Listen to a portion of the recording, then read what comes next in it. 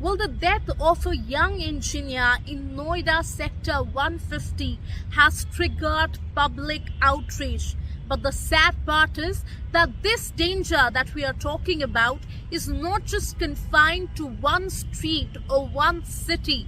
As per the data shown by the Delhi government, it says that Delhi itself is battling a silent urban safety crisis.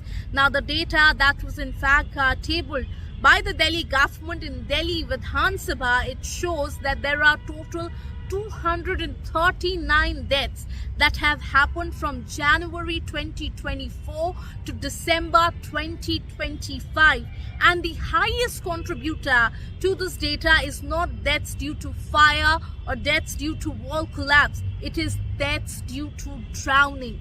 Now, the data shows that in these 2 years, there are a total of 89 deaths that have happened in Delhi. And the very sad part or concerning part is that these were not the people, in fact, who were swimming in rivers and then they drowned.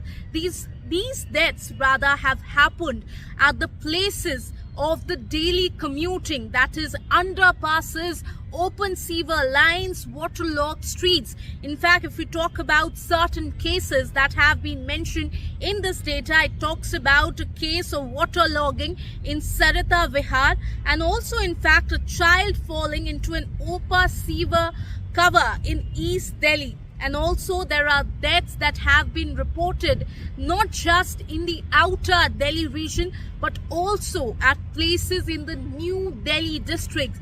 And this shows that this entire, that we are talking about, the death traps are not confined to one particular region. It is spread all across the national capital. And the experts, they are warning that it is high time that the Delhi government springs into action, because these lying death traps, these can be very much concerning.